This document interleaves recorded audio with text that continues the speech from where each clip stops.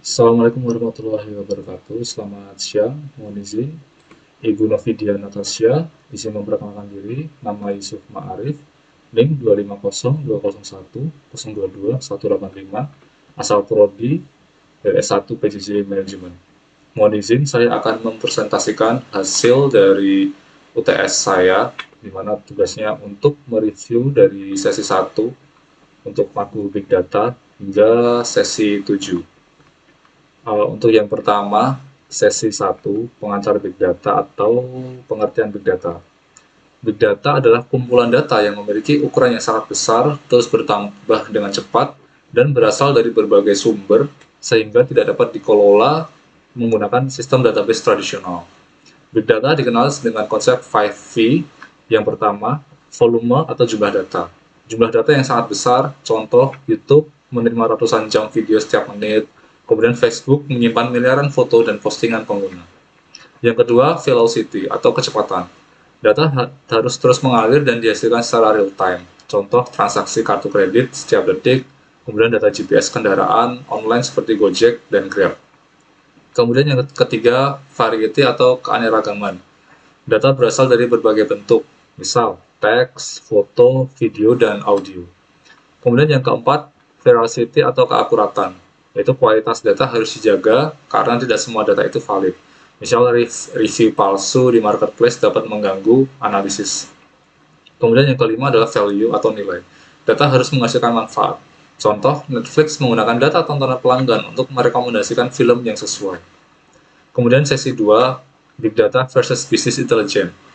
Business Intelligence itu sendiri digunakan untuk menganalisis data historis guna membantu pengambilan keputusan. Contoh Business Intelligence, sebuah supermarket ingin mengetahui produk terlaris bulan lalu, kemudian cabang dengan penjualan tertinggi dan omset per wilayahnya. Business Intelligence akan mengambil data transaksi dan membuat laporan. Kemudian, Big Data tidak hanya melihat masa lalu, tapi juga memprediksi masa depan. Contoh, seperti Shopee menganalisis riwayat pencarian, kemudian produk yang paling sering dilihat, lokasi pengguna, dan juga jam-jam orang paling sering mengakses. Kemudian sistem memprediksi produk yang memungkinkan akan dibeli oleh pengguna. Perbedaan utama antara Business Intelligence dan juga Big Data, yang pertama, Business Intelligence itu data terstruktur karena pondasi atau inti dari Business Intelligence itu sendiri adalah sebuah data. Kemudian untuk Big Data, datanya terstruktur dan tidak terstruktur. Untuk Business Intelligence itu mengandalkan historis atau yang sudah terjadi, karena dia sifatnya adalah menganalisis hal-hal yang sudah terjadi. Untuk Big Data itu secara real time dan ke depan. Untuk Business Intelligence itu deskriptif dan Big Data itu prediktif. Seperti itu. Kemudian yang sesi ketiga, tantangan dan peluang Big Data. Untuk tantangan itu sendiri, yang pertama adalah terkait penyimpanan data, karena data terus bertambah setiap hari.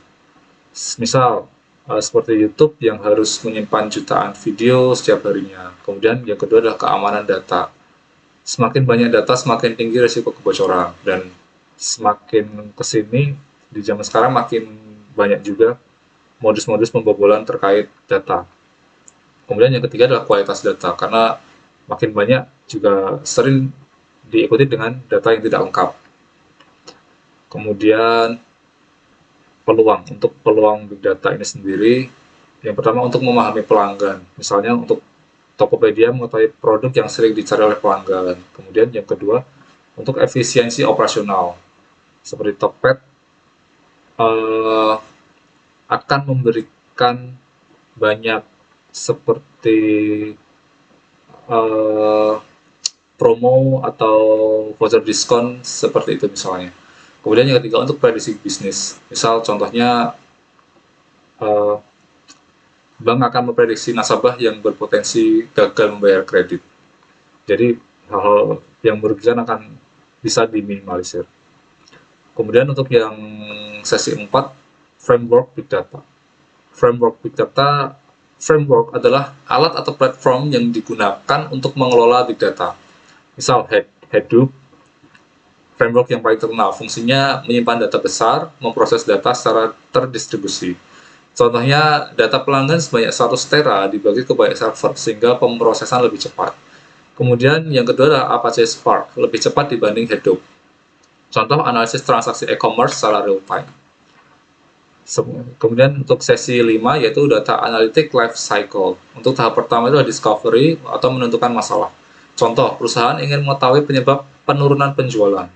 Kemudian tahap kedua yaitu data preparation atau penyiapan data, mengumpulkan data.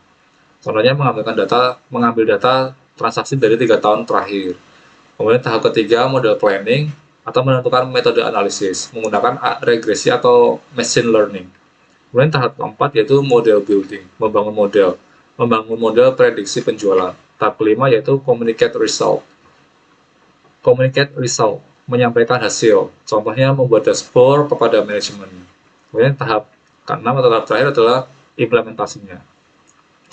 Untuk sesi keenam data analitik dan data analis. Data analis fokus pada pengolahan data. Contoh, menghitung rata-rata penjualan, jumlah pelanggan, dan juga produk terlaris. Kemudian untuk data analitik, lebih luas daripada data analis. Selain menganalisis data, juga melakukan prediksi, machine learning, dan artificial intelligence atau AI. Contoh, Netflix menganalisis film yang ditonton pengguna lalu memprediksi film berikutnya yang disukai. Analogi sederhananya yaitu, untuk data analis itu, mengapa penjualan turun? Contohnya seperti itu. Untuk data analitik, mengapa penjualan turun dan apa yang akan terjadi di bulan depan. Untuk sesi ketujuh, yaitu Big Data Value. Big Data Value adalah manfaat yang diperoleh organisasi dari data. Untuk yang pertama, pengambilan keputusan, contohnya manajemen menentukan lokasi cabang baru berdasarkan data pelanggan. Yang kedua adalah efisiensi biaya. Contoh, perusahaan logistik menghemat BBM dengan optimasi rute paling cepat. Kemudian yang ketiga adalah kepuasan pelanggan. Contoh, Netflix dan Spotify memberikan rekomendasi personal. Yang keempat, deteksi kecurangan. Misalnya, bank mendeteksi transaksi kartu kredit yang mencurigakan. Yang kelima, inovasi produk. Contoh, Google menggunakan data pengguna untuk mengembangkan fitur baru.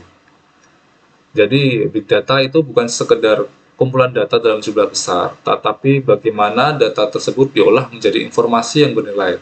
Misal perusahaan seperti Google, Shopee, dan lain sebagainya, dan bank-bank modern memanfaatkan big data untuk memahami pelanggan, meningkatkan efisiensi, mengurangi risiko, dan menciptakan keunggulan kompetitif.